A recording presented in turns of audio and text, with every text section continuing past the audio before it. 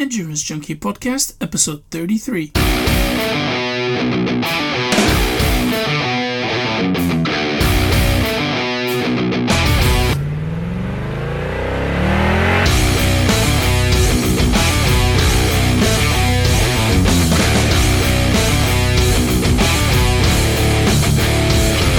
Hey Junkie, welcome to another episode of the Endurance Junkie Podcast, the show where I will be interviewing some of the fastest, smartest, and most inspiring people active in the endurance world today.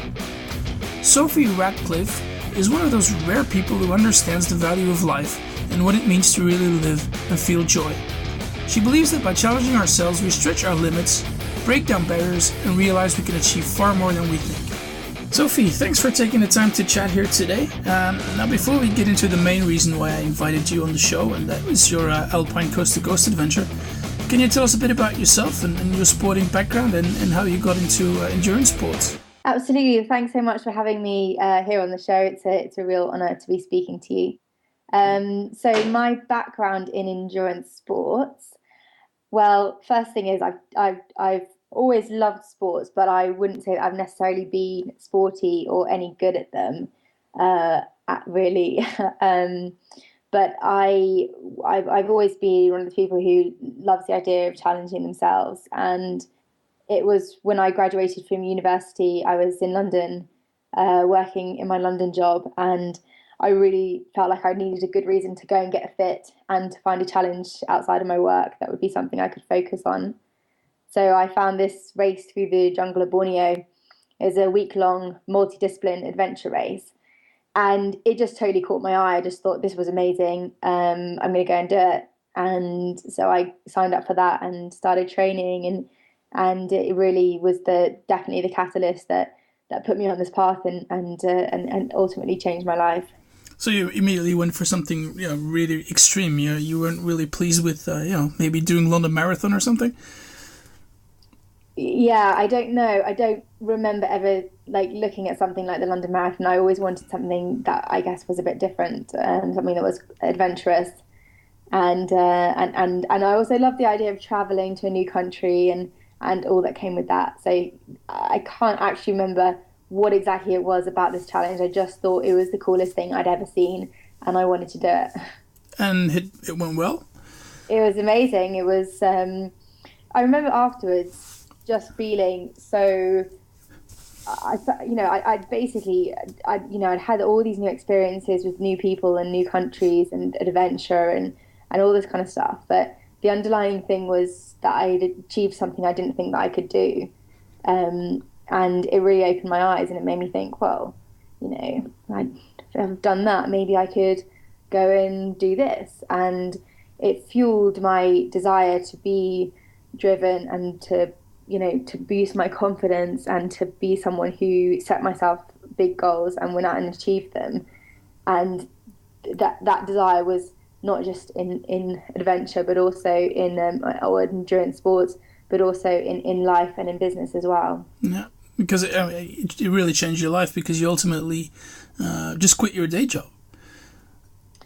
Yes, I have. I mean, I think that yes, I know I have. I've lived in London all my life, and I've now lived most of the time in the Alps. So I spend about 75% of my time in Chamonix and the rest of the time in London for work type things. But yeah, it's definitely, it's just the best way I can describe it is that the outdoors and endurance sport and adventure sports is the part of my life that inspires me to really question who I am and what I'm capable of and to be curious about what's possible for me in this world, and that's why I've dedicated my life around it.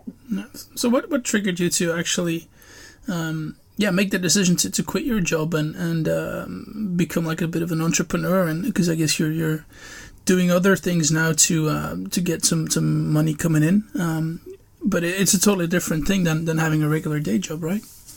It absolutely is. It was a really tough decision to leave that security behind, to leave a career path. I was, heading up the growth team for the UK's fastest growing technology company, technology startup. It was amazing, vibrant culture, the company was growing extremely fast. I absolutely loved it. But when I was there, I needed a new challenge. I needed a new focus, and I knew that. And I knew that doing what I'd done before was going to lead to more of what I'd already achieved. And I just felt like there's this big, exciting, amazing world out there, and I really wanted to be part of it. So really, it was like that curiosity. It was just sort of, I didn't want to kind of look back in years to come and think, oh, I should have done that before I committed and I bought my house and I had my mortgage to pay for.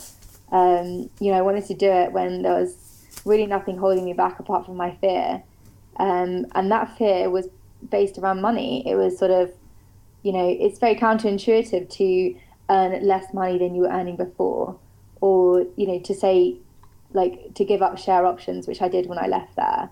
It's really like we're not society doesn't kind of sort of encourage us to do that. So breaking away and going against the grain was hard, but it was 100% worth it. And I'm a really firm believer of like forging your own trail in life, forging your own path, and that's what I'm trying to do.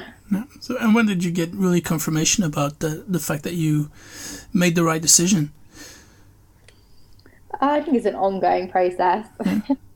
I can always look back and think, oh yeah, maybe you always, it doesn't matter who you are, what you're doing, everybody always looks at other people and thinks, oh, part of me wishes I had a part of that, and I will always feel that in some way, did I make the right decision? But I 100% know that I did. It's just, there's nothing better than, for me anyway, than just creating new opportunities and being in control. That's what I wanted to do. I wanted to be in control of that. I didn't want to kind of sign my life away to someone else and for them to tell me, to be so in control of my time and where I live and how I work and what work I do. And it's just like having the freedom now to think, actually really, really think about and creatively think about who you are, what your purpose is, why you're here, and like how that's going to be of value to you and to other people. Those are the questions I ask myself every day, and those are the questions that I get to work on every day. And I'd much prefer to be working on those topics than to be figuring out how can I make my boss more money. Yeah, I completely understand. But I guess it's a tough decision for everybody and not an easy one to make. But kudos to you for doing so. And it seems that it's been working out really well so far. So what are you looking for when selecting events or challenges to enter? Oh, it's got to be fun. I think that's the main thing. I love challenging myself. So definitely something that really makes me think, oh, I don't know if I can do that.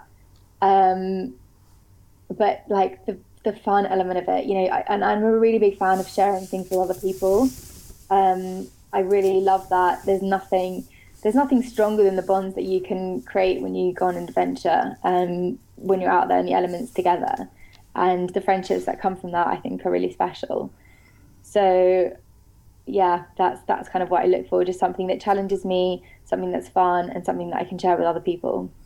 So are you competitive when you do these challenges, or is it just about seeing if you can do them? Well, I am competitive. This might sound cliched, but it's probably with myself.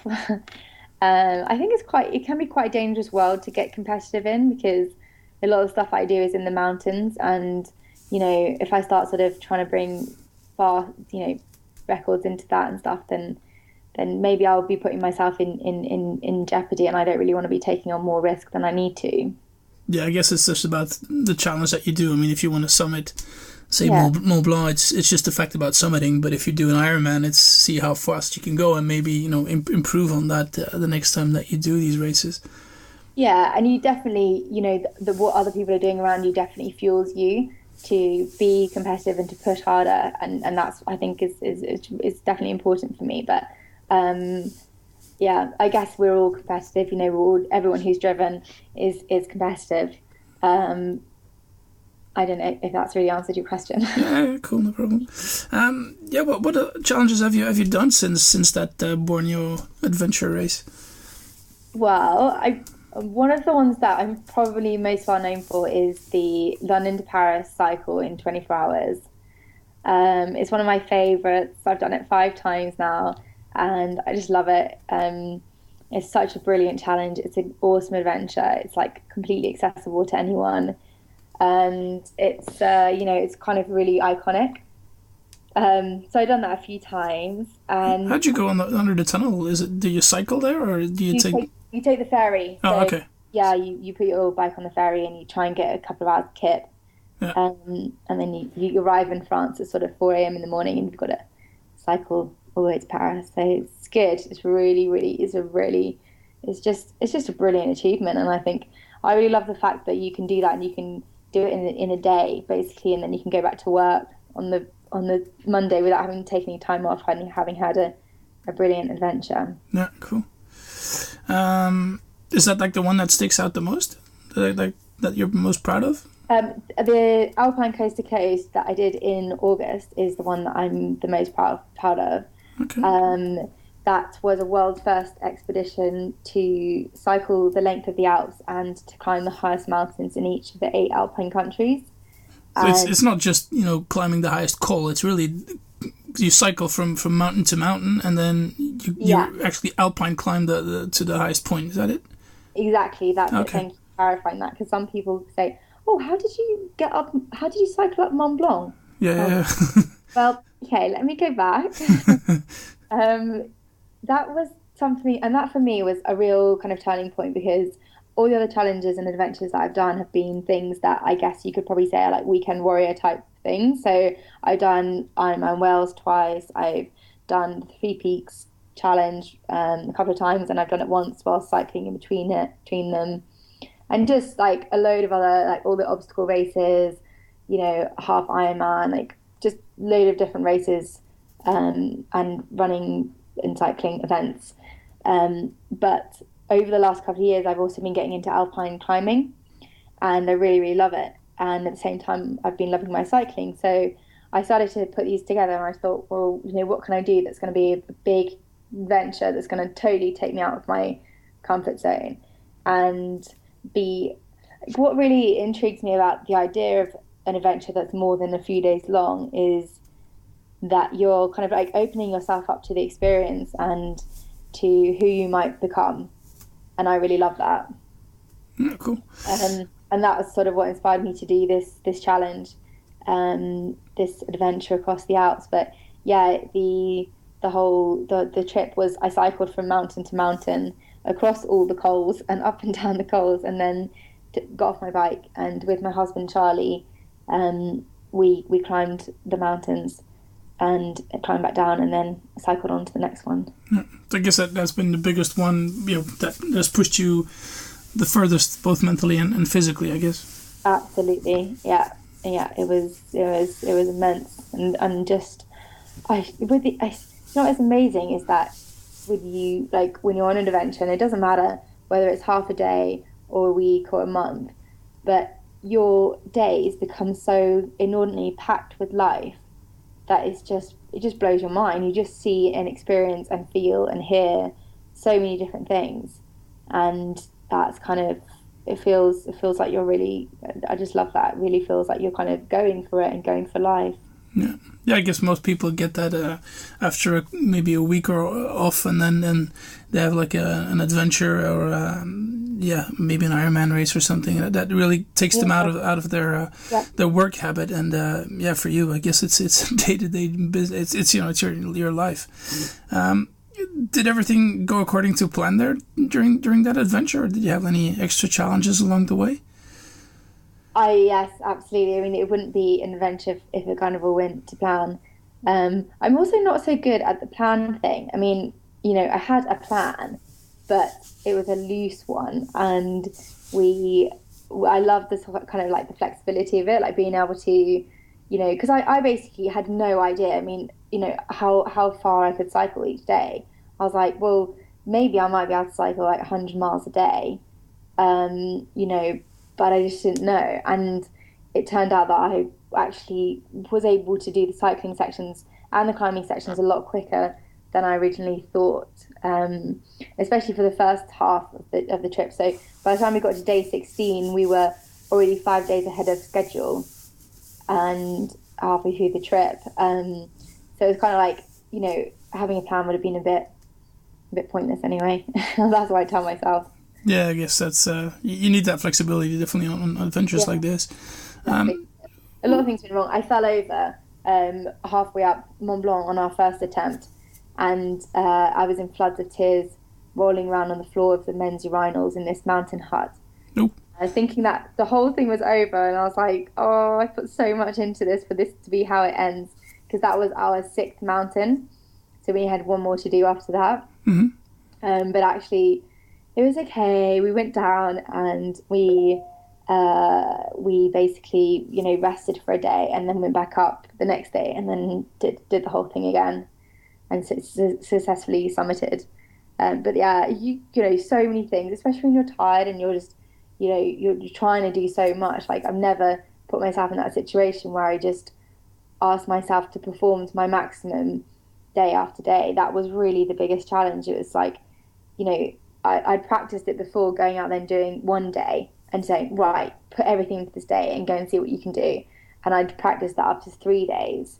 But from 3 days, which was my longest challenge previously, to 32 days, yeah, I hadn't practiced that. That was a big leap of faith.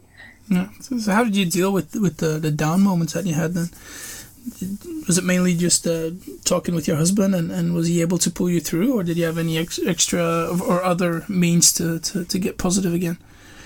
Yeah, there's, the thing that I found really worked is just kind of letting it flow. If you've got to let the emotions flow. So if you're feeling, really demotivated or just totally lacking or whatever it takes, then I can analyze it until I'm blue in the face and think, oh, why do I feel this and what should I do to change it? And it's just like, at the end of the day, I had to go on with the challenge. I wasn't going to take a rest day, so I had to cycle or climb, and I had to just let the emotions flow rather than fighting them, and believe in myself that I was going to get through it. And that self-belief was just phenomenal. Like, the amount of times I thought, oh, I can't do this, I'm too tired, it's too cold. It's just all these things, all these negative doubts and negative fears. And I would just repeat to myself a positive mantra and tell myself that I could do it and that I was confident and that I was strong and I felt differently to how I thought that I felt.